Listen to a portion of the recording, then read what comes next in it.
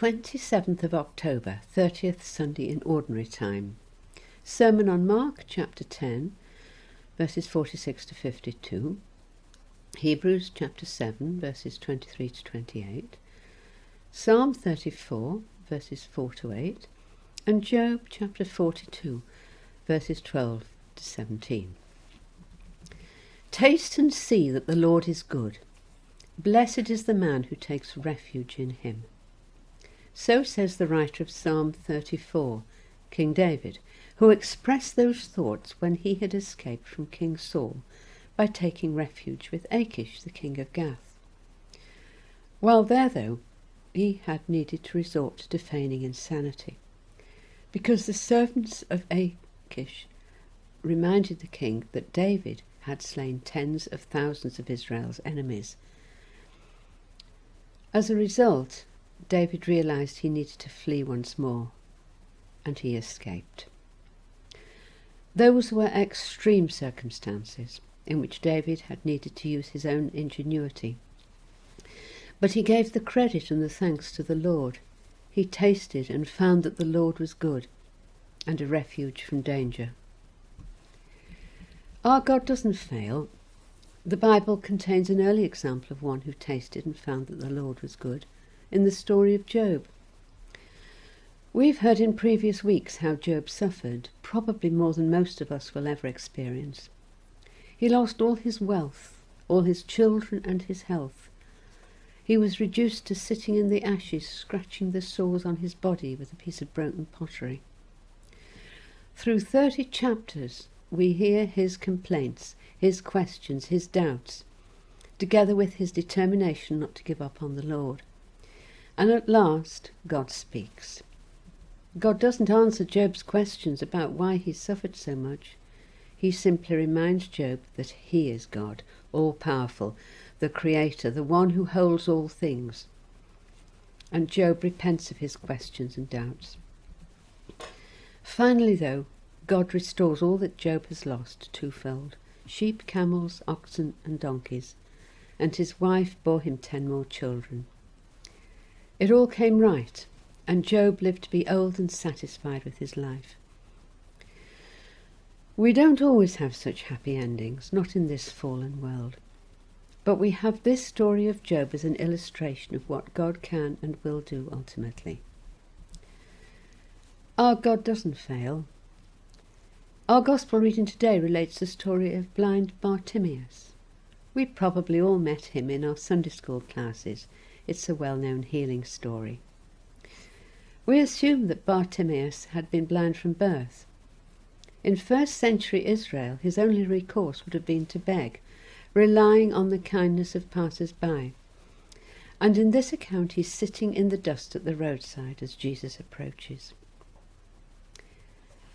He had no doubt heard of Jesus' reputation as a healer, and so he shouted out to Jesus, "Jesus of Nazareth, Son of David, have mercy on me."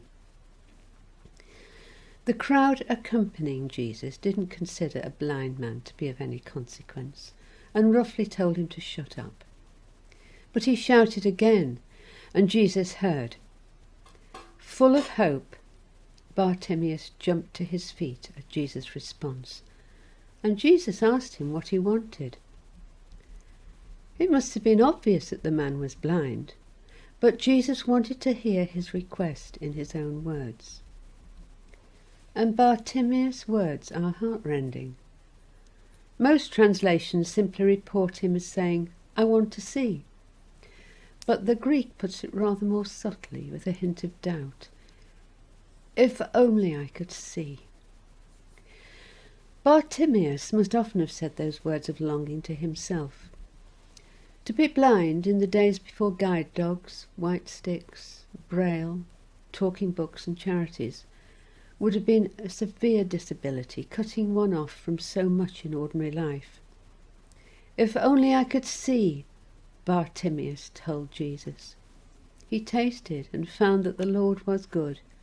Jesus healed him, praising his faith. The man received his sight immediately and followed Jesus.